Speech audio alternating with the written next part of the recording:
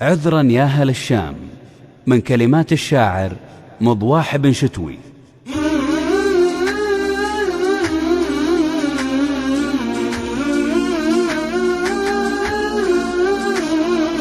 حنا نشكل في الملابس والحلاوة والعطور من شانيات العيد والفرحة تعم صدورنا، واخواننا في الشام من بين الجنايز والقبور راحوا ضحايا للكلاب اللي حماها سورنا، راحوا ضحايا للكلاب اللي حماها سورنا. واللي سكت عميلي ولا ذاك مختل الشعور، هو ما درى بكره يجينا من بعدهم دورنا. إلى متى حنا كذا يهمنا حب الظهور، وإذا اتفقنا واجتمعنا نختلف في شورنا، وإذا اتفقنا واجتمعنا نختلف في شورنا. حنا نشكل في الملابس والحلاوة والعطور من شانيات العيد والفرحة تعم صدورنا، واخواننا في الشام من بين الجنايز والقبور راحوا ضحايا للكلاب اللي حماها سورنا. نياتنا وافكارنا دايم دبور في دبور، نظلم بعضنا والقصور اللي يصير قصورنا. هقواتنا بين التكبر والتغطرس والغرور، واهدافنا نبني على شط البحور قصورنا، واهدافنا نبني على شط البحور قصورنا. واسلامنا تلعب بها الامواج في غب البحور، نرقص ونضحك كل ما كان العدو يزورنا. رحنا مراوح القطا ولا مراوح البخور، استر لنا بطن البسيطة في لحود قبورنا، استر لنا بطن البسيطة في لحود قبورنا. حنا نشكل في الملابس والحلاوة والعطور من شانيات العيد والفرحة تعم صدورنا، واخواننا في الشام